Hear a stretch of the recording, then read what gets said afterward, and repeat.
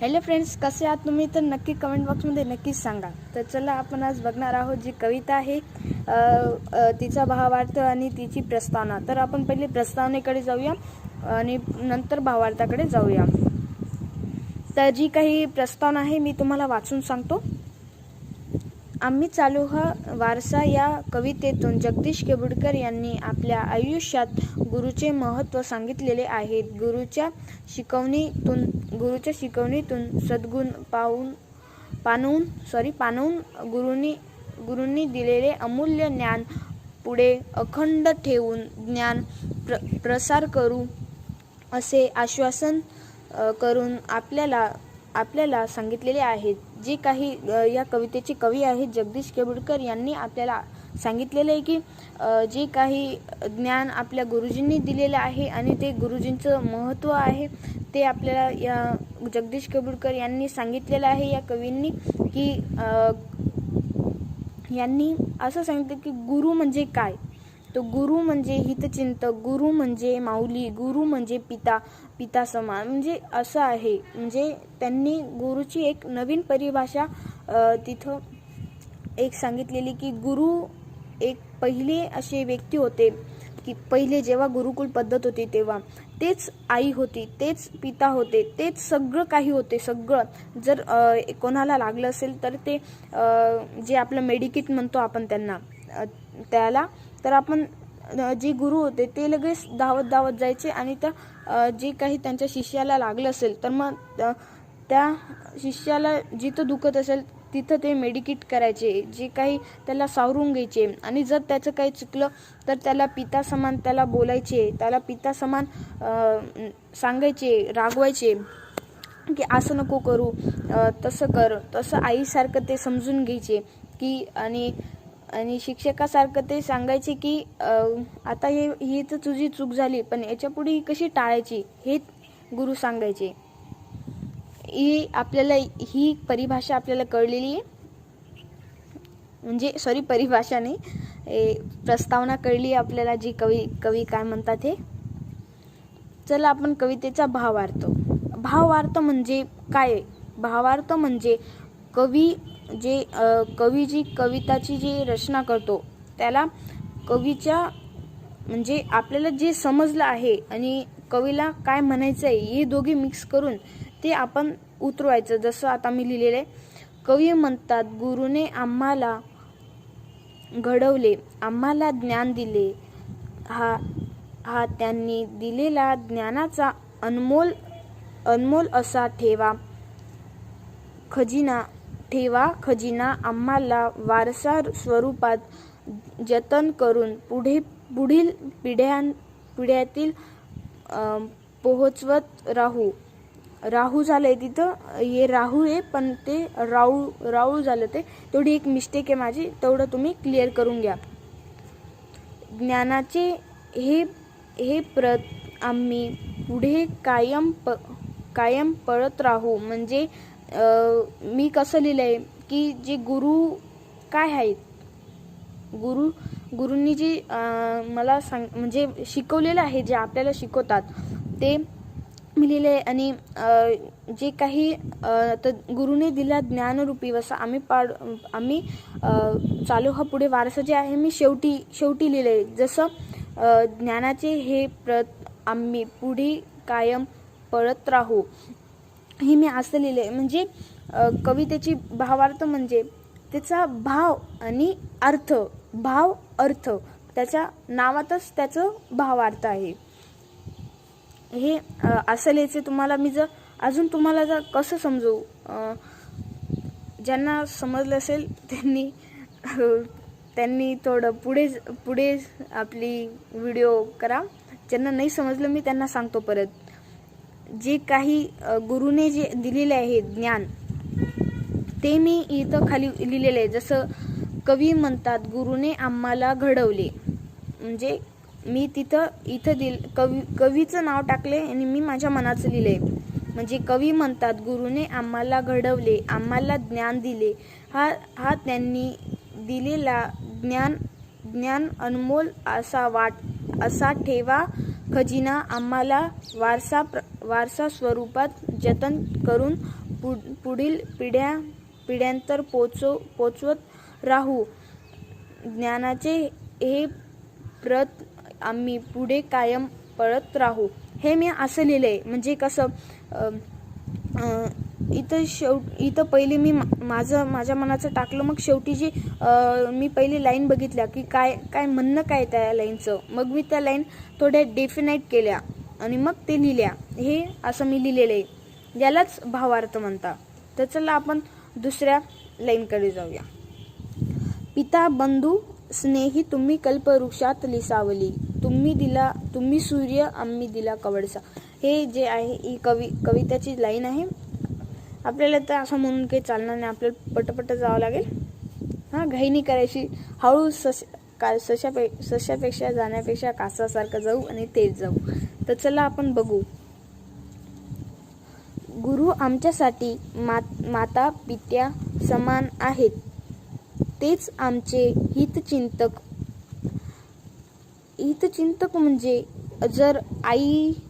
म्हणजे जर आपण कुठे बाहेर गेलो तर आई आपली चिंता करते की कुठं गेला असेल तो, कुठं राहिला तो. तर आई चिंता करते, त्याला हितचिंतक म्हणतात. आई आपली हितचिंतक असते. जर आपण पप्पा आपल्याला कुठे घेऊन गेले आणि आपण असं कुठे निघून गेलो तर मग पप्पा म्हणतात कुठे गेला. त्यांना हितचिंतक तेव्हा हितचिंतक तेच आपले हितचिंतक असतात. आम्हावर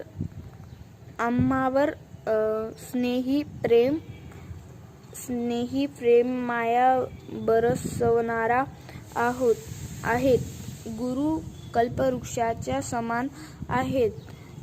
त्यांच्या ज्ञान ग्रहण करतो.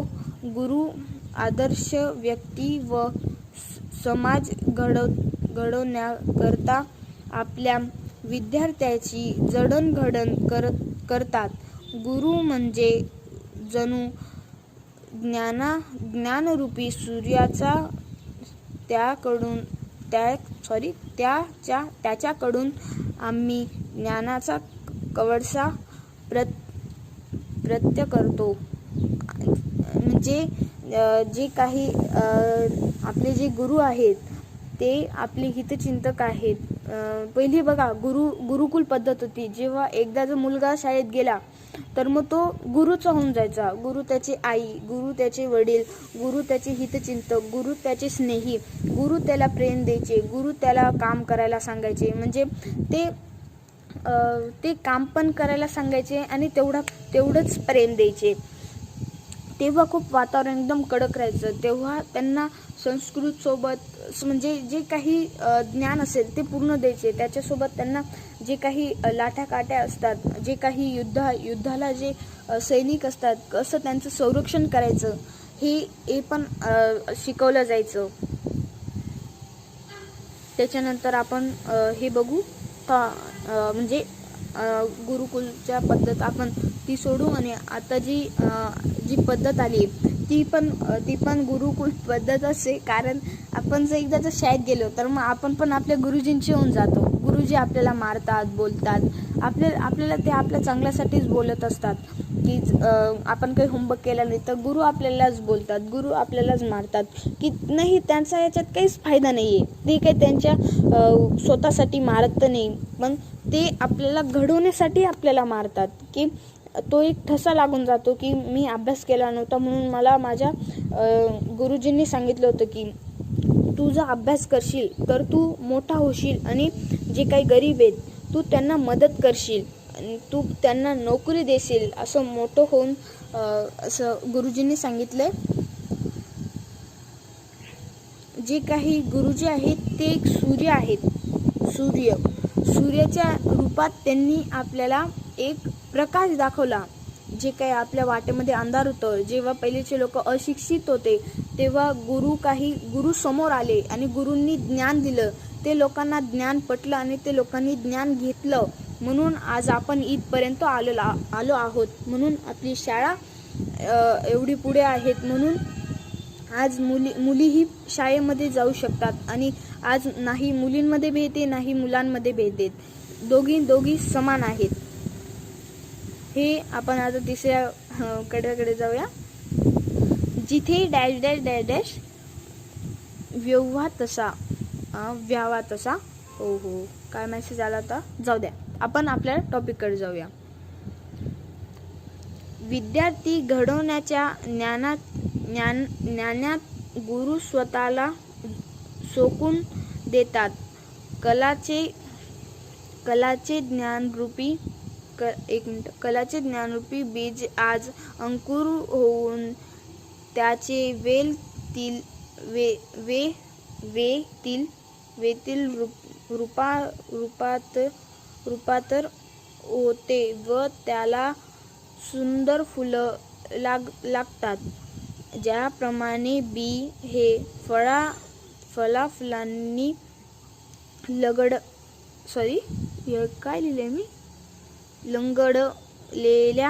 लंगडलेल्या झाडाचे रूपांतर होते, त्याप्रमाणे गुरु लहान जीवनात ज्ञानामृत पाजून ज्ञान अमृत आहे तिथं, हे होऊन गेलं, ते माझ्याकडनं मिस्टेक. ज्ञान अमृत पाजून त्यावर संस्काराचे क्षितिज करून सुसंस्कृत व्यक्ती म्हणून त्याची जडणघडण करतात. आता जे याच्यामध्ये लिहिलेले आहे की जे गुरु आहेत ते आपल्याला एक बी होतो आपण जेव्हा गुरुजींनी तेव्हा आपल्या सावलीत घेतलं आणि त्या सावलीमध्ये जे काही गुरुजींना जे काही ऊन वारा लागायचा त्यांनी तो जास्त घेतला आणि जे काही लहान लहान बीज आहेत त्यांना मोठं केलं. म्हणजे जे काही कष्ट होते ते गुरुजींनी घेतले आणि मुलांना सुसंस्कृत बनवलं. जे आज आपण लहान होतो तेव्हा गुरुजींनी आपल्याला चांगले संस्कार टाकले की मोठ्यांचा आदर करणे, जर कोणाचं काही चुकलं असेल तर त्याला प्रोत्साहन करणे, जर काही कोणी त्याचा जे काही विश्वास असेल तो गमून बसला असेल तर त्याला प्रोत्साहन करणे, असं आपल्याला गुरुजींनी लहानपणी शिकवलेलं असतं. म्हणून जे संस्कार असतात ते आपल्या जे काही मनातच असतात आणि ते आपण काही जर कोणी काही म्हणजे कोणी काही आपल्याला रागावलं तर आपण त्याच्यावर रागत नाही, उलट आपण त्याला समजून घेतो आणि आपण त्याला सॉरी म्हणतो. असं जे काही गुरु आपल्याला सांगतात, म्हणजे गुरुच आपल्याला सांगतात की जे काही दुसऱ्याला आदर करणे, दुसऱ्या म्हणजे गुरुजींनी आपल्याला खूप ज्ञान दिलं आहे, पण ते ज्ञानाचा कसा वापर करावा हे आपल्या असतं. हो, ही ट्रक पण हिला काय झालं, ही नुसती हॉर्न वाजवत होती. हे आपण आता पुढच्या याच्यात बघूया. आता शिकू धीरता शूरता डॅश डॅश डॅश डॅश लागे असा, म्हणजे धीरता शूरता व वीरतेती आम्ही गुरुकडून शिकू. विधेय सोबत ज्ञानासोबत नम्रता हा आम्हाला अगदी बाणवून आमच्या मनाला विधेय मिळवण्याचा एकच ध्यास लागू दे. म्हणजे जे काही गुरु आहेत त्यांनी आपल्याला धीरता शिकवली. जर काही आपण निर्णय घेतला तर आपण धीर घ्यायचा, आणि मग त्या निर्णयाकडे जायचं. शूरता, जर आपण तो निर्णय घेतलाय तर तेव्हा शूरता दाखवायची आपली आणि वीरता दाखवायची की मी हे करू शकतो, मी करणार आणि मी करू शकतो. हे दोन शब्द आपल्याकडे हवे. जेव्हा आपण आपल्या कामाला वळण देतो, जेव्हा आपण आपल्या कामाला पुढे त्याला चालवतो, तर आपल्याला हे दोन गोष्टी खूप महत्त्वाच्या असतात.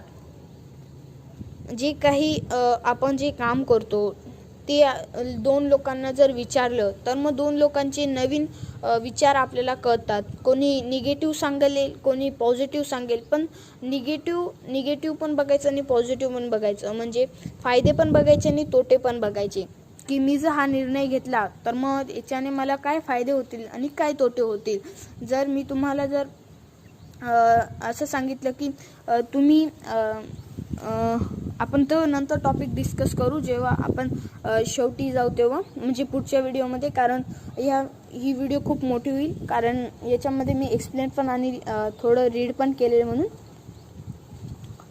जरी दृष्ट डॅश डॅश असे ठसा, म्हणजे आहे ठसा, ही डॅश डॅश का केली मी, कारण मी तुम्हाला पहिले बोललो असेल की जर मी असं लिहिलं असतं तर मग मला खूप टाईम लागला असता. आम्ही वाईट व्यक्तीच्या लोकांना धडा शिकवू, चांगले गुणी सद्गुणी माणसाचा स्वभाव करू. आम्ही आमच्या मनावर बंधूवर हाच ठसा किंवा छाप उमटलेली आहे.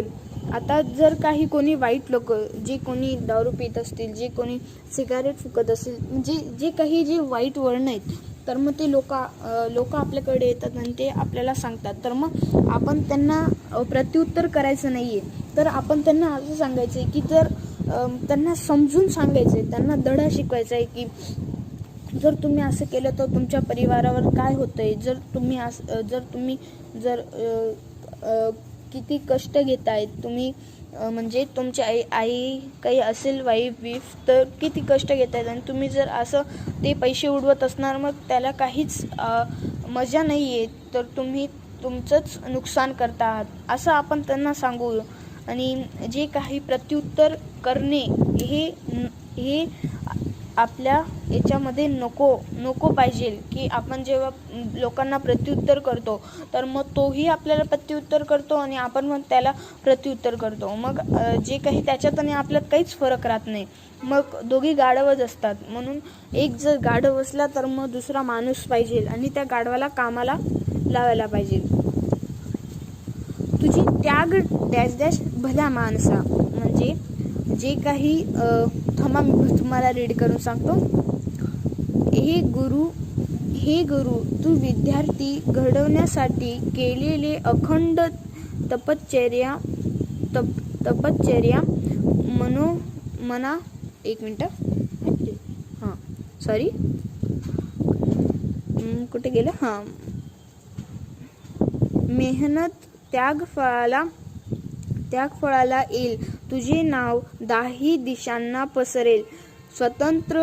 स्वतंत्र गरजेल, कारण हे पुण्यवंत भल्या सज्जन माणसा तू एक पिढी घडवण्याचे हे महान कार्य करत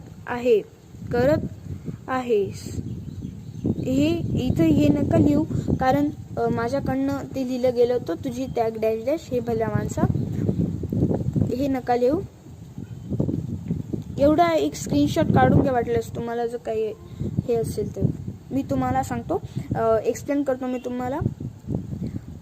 हे गुरु तू विद्यार्थी घडवण्याचे काम करतो आहेस, जे तू पुण्य काम करतो आहेस. तुझे जे नाव आहे ते 10 दिशांना पसरणार आहे, कारण जेव्हा आपण शिक्षित होतो तेव्हा आपण लोकांना ज्ञान देतो. आणि आपल्याला जर कोणी विचारलं की तू एवढा हुशार कसं काय झाला, तर मग आपण त्या गुरुजींचं नाव सांगतो की या गुरुजींनी मला ज्ञान दिलं आणि त्यामुळेच मी तुम्हाला ज्ञान देतो आहे. तर मग जे गुरुजींचं नाव आहे ते लोकांपर्यंत पोचतं, आणि जे काही गुरुजींचे जे कष्ट असतात त्यांना फळ येतं की नाही बा, माझा विद्यार्थी एक चांगलं काम करतो आहे, तो लोकांना ज्ञान देत आहे. जसं मी त्याला दिलं आहे तो लोकांना ज्ञान देत आहे, तो लोकांना घडवतो आहे. तर मग तेव्हा गुरुजी ताठ मानेने जगतात. आणि असं मी असं का उच्चार केला, कारण बरेच जण शिक्षित होतात पण अशिक्षित सारखे वागतात. तर असं न करता आपण जर कोणाला जर ज्ञान दिलं तर मग ते ज्ञान आपल्याला वाटतं. कारण जे म्हणतात ना, दिल्या घेतल्याने वाढतो रानातला रानमेवा. म्हणजे जसं रानातला रानमेवा जरी म्हटलं तरी आपलं जे काही दिल्या घेतल्याचं ज्ञान आहे ते पण वाढेल. कारण आपण दोन लोकांचे विचार आपण ऐकू. म्हणतो इथं वारा खूप चालू आहे. दोन लोकांचे ज्ञान आपल्याला कळतील. दोन लोकांचे काय विचार आहे आपल्याबद्दल, आपल्या जे आपण काही टॉपिक घेतला असेल त्याबद्दल लोकांचं काय मत आहे हे आपल्याला कळतं. हे आपण म्हणजे त्याच्या याच्याने आपण पुढे जातो. हे आपल्याला ज्ञान दिल्या घेतल्याने आपल्याला कळत असतं. तेव्हा तुम्ही स्क्रीनशॉट काढून घ्या जर तुम्हाला काढायचं असेल तर. हे घ्या, काढून घ्या. काही स्पेलिंग चुकले आहेत माझ्या, तर तुम्ही नक्कीच ते हे करा, वाचून घ्या आणि मगच लिहा. कारण मी पण हे खूप घाईघाईमध्ये लिहिलेलं आहे. तर चला भेटूया नंतर.